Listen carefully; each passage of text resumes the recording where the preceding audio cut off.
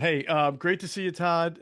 You are, as most of our viewers here know who you are. Of course, Eagles right tackle Todd Herremans. Thank Great God. tackle, tackle, guard, played on every position but center for Andy Reid. So no introduction necessary there, Todd. These are our great Patreon members. They ask awesome questions. You're gonna love the caliber of question that they ask. Hey, Todd, I remember watching you for many years. Thank you for very much for doing this. Oh, So, my pleasure. My two pleasure. two questions: one football, one other. Um, I noticed when we watched the game, and you had Mulata and Dickerson and Steen talking about communication. Okay, Hmm. I know you all will have make calls at the line, but I'm Yep. curious the communication when you adjust.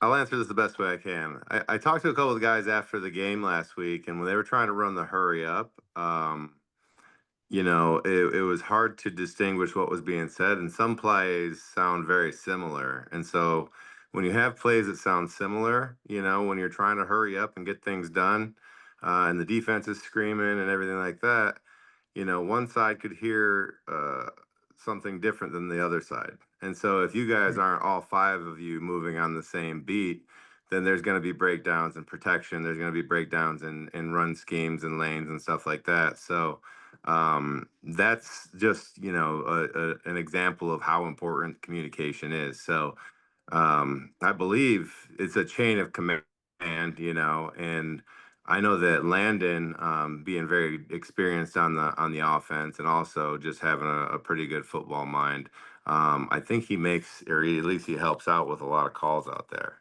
I had a kind of question about like with offensive lines. I know what are conversations like behind, like with coaches say, we need you at this weight, then you're not at that weight. To be honest, so it all depends on the coach. Like Andy Reid was never really, I don't think he ever fined anybody for their weight. Like, I don't know, like some coaches are pretty strict about it and like give you a window and you got to stay in there. But I do know certain position coaches, have a preference. Like Juan Castillo, he Yeah. just wanted big dudes. And so I remember when I got moved from tackle to guard my second year, um, in the meetings, Juan always would have this, like, he'd be drawing stuff on the board and he had this equation that he would put up and he'd be like, mass kicks ass. Hi, Todd. Thanks for doing this. Who was the toughest defensive lineman that you played against? I always get this question, and it's not who you would think, you know? I feel like as a tall guard, I got used to playing guys that were shorter than me a lot of times. So that was like the average. I just got used to that and I got good against that.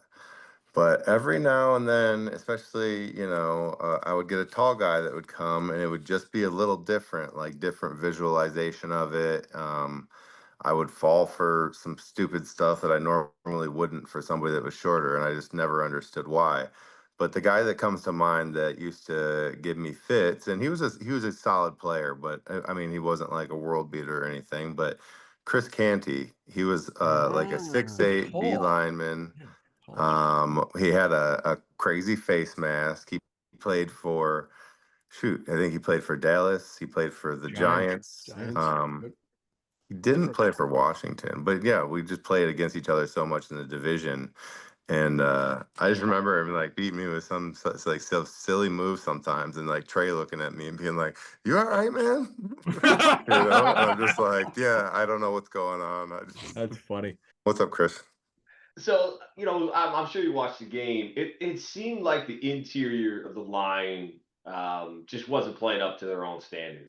I just think that there was nothing stood out in particular. I mean, they obviously the defense was focusing on stopping the run, jamming the box up, and they wanted to make sure that they could try to stop Saquon, and I think that was like their number one thing that they wanted to do, which always makes it tough, and you really need to, as an offensive line, you can only block so many people, so you really need to wait for the play calls to change and stuff at that point.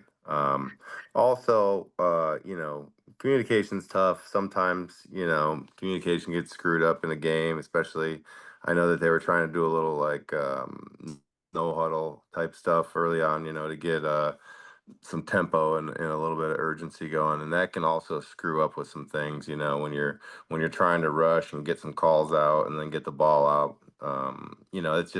It's a tough, quick chain to make everything happen, especially when you're used to taking your trot up from the huddle, getting in your stance, looking around, listening for the call, echoing the call. When you got the whole play clock with you and you're not trying to press it, it's a big difference. Value. You mentioned something when you started on here because you were a guard and a tackle, and we're seeing kind of with the offensive line right now the specialization, obviously, of a left tackle, right tackle seems like it's become very specialized, and somebody like you that could do multiple things is less common. How would you prepare your body to play the left, the guard, or would you be able to do that? Because what I understand, you really have to have a different strength side and to play both sides of the line. How did you do that? For me, when I got to the league, and then I was backing up Trey at left tackle. And Juan liked to keep a certain amount of guys, and he wanted really one guy to be a swing tackle. And since I was playing left tackle, working that all through camp, and then he saw me, I think I was second string left tackle, third string right tackle. And so I was getting the reps on both sides and kind of able to keep it fresh and not really lose the right side technique like I had before. Um, and then, I think it really depends on what you have as your backups, what you have available. So, like, my personal experience, like, gave me the background to be able to be pretty flexible in my stance and play both sides. Some guys play left side all through college, all through high school, get to the NFL, can't get in a right-handed stance, or vice versa. You get to 2015 and you get released. And you sign immediately with Colts, right? How does that affect your feelings about football, your career, who you are? Like, how do you move past understanding the end of kind of your career? It's a thoughtful question. So, um, that's actually really tough because, I have all these loyalties to the Eagles organization. If I ended up in a different scenario, hard to say that I last 10 years. I felt like it was the perfect storm for me with, Andy and his staff and Juan. Juan, I felt like really bought into me because I was a Division II guy. He was a Division II guy. I was like his personal project. It was really just the perfect scenario for me. And then living in a city like Philly for 10 years, um, I knew it was going to come to an end at some point. I was hoping that I could play my whole career here and then just, retire, be in the area. And I really think that, I do think that there was a possibility of that happening, maybe if Howie hadn't lost control, and Chip didn't kind of clear out that year. Um, I probably didn't feel like I was justified to be as mad as LaShawn or Deshaun. Because I was getting older. I was higher on the pay scale probably than what they wanted to give me. I was more upset that, I talked to Chip after the season. I went up there. I was like, yo, what's going on? What do I got to do working on this year, And he just like looked at me in the eye and was like, you just keep being you, Todd. You're doing great. The kind of two parts. So two catches, two touchdowns. Did you have the best hands on the O line? And do you have a favorite touchdown?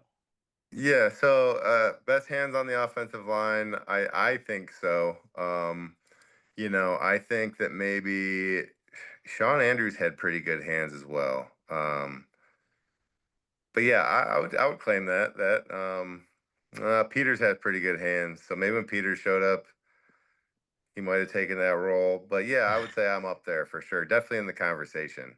Um, my favorite touchdown was the Seattle one, the first one, just because um, just the whole circumstance of it all. Like, they call this package, the heavy package constantly, and I know that they're always just coming out and we're calling a run play, and I'm just an extra tackle out there. And so I just remember And dude, I had dislocated my finger already this game, so I was like taped up, and I had my hand was like taped in a mitten basically. And so when the play call came into the huddle, I thought I would like misheard it, and so I was like, "What?" And then I was like, "Oh shit, that's mine. That's me. Okay, okay." And then I'm also kind of thinking to myself, like, "There's no way Donovan's gonna throw it to me. He's gonna go for a sure. Somebody else is gonna be open, so he's gonna go for like the sure thing. But I mean, I caught it every time in practice. I've never given him a reason to not think that I would complete it. After I caught it, I'm excited and I spiked the ball. But just to see, you can see it in the picture, like right before I spike it, all the linemen on the ground behind me, and they're all just faces of just jubilee, and like their hands are in the air. And Oh, then great, they man. all came and just attacked me, and it was a mob scene. And like, dude, that was Wow. one of the best memories I'll ever have.